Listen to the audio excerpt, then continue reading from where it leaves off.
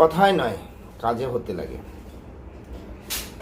বাংলাদেশের সরকার ডক্টর ইউনূস বলছেন মানবিক অধিকার, শান্তিপূর্ণ অধিকার, আমরা সকলে একসঙ্গে থাকতে চাই। যদি এগুলোই হয়ে থাকে তাহলে এই যে 5 জুলাই অভ্যুত্থানের পরে যেসব ঘটনাগুলো ঘটছে, হিন্দু, খ্রিস্টান, বৌদ্ধ, জৈন, পার্সি এদের উপরে যে অত্যাচারগুলো হচ্ছে, এর পরিপ্রেক্ষিতে কী একটা অ্যাকশন নিয়েছেন? কোনো একটা অ্যাকশন নিয়েছেন? কেউ বলতে পারবে? কোনো একটা অ্যারেস্ট বা কোনো একটা যে কোনো ইসে হয়েছে সেটা নিয়ে কেউ একটা কথা বলতে পারবে? তার জন্য কথায় নয়, কাজে হতে হবে।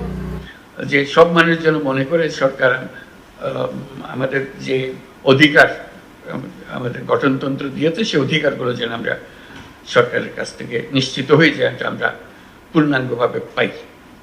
যে আমাদের যে অধিকারগুলি, আমাদের মানবিক অধিকার, আমাদের যা যা অধিকারগুলো আছে সেগুলো প্রতিষ্ঠিত করতে পারি।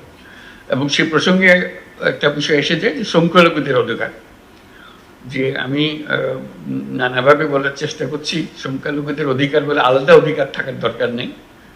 আমরা যে নাগরিক অধিকার, সেই অধিকারটা প্রতিষ্ঠিত করতে পারলেই আমরা এই কাজে সফল হয়ে গেলাম। সংখ্যালঘুদের আলাদা অধিকার বলতে কোনো অধিকার নেই, মেনে নিচ্ছি, ভালো কথা, খুব ভালো কথা। সংখ্যালঘুদের সমান অধিকার থাকা দরকার। আপনি সেই সমান অধিকারটার কোন জায়গাটায় আপনি সমান অধিকার রাখছেন? একজন সন্ন্যাসীকে গ্রেপ্তার করেছেন, তাকে যারা ওষুধ দিতে গেল তাদেরকে গ্রেপ্তার করেছেন, এবং বাংলাদেশে যত সহস্রাধিক, হাজারেরও অধিক বা প্রতিদিন রেগুলারই দেখা যাচ্ছে যে হিন্দু সনাতনীদের উপরে অত্যাচার হচ্ছে, তার উপরে আপনি বিকল্প কি একটা ব্যবস্থা নিয়েছেন? কোনো একটা ব্যবস্থা নিতে পেরেছেন?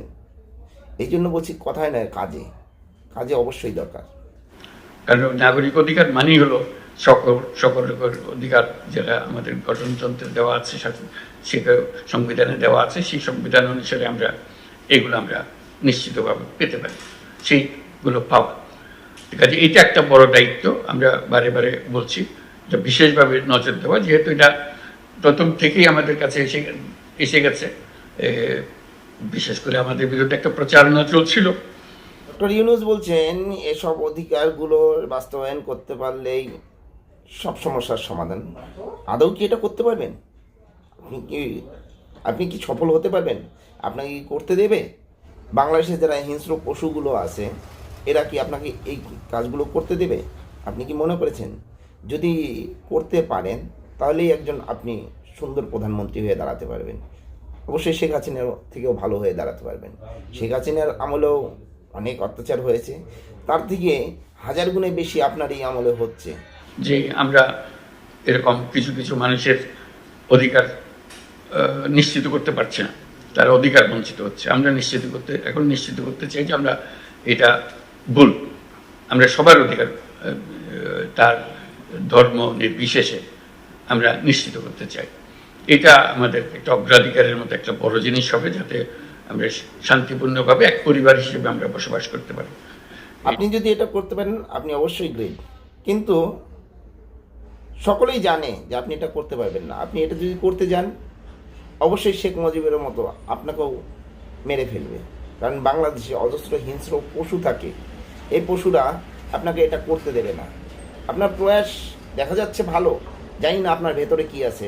এটা যাদের এখানে এই সমস্যা আছে মনে হয় এটাতে বিশেষভাবে মনোযোগ দেওয়া, যে এটাকে উৎপাদন করতে না পারলে জাতি হিসেবে আমরা ব্যর্থ হয়ে গেলাম, যে আমরা এটা এক পরিবার হতে পারছি না। আমরা এক পরিবার হতে চাই, সত্যি সত্যি এক পরিবার হতে চাই।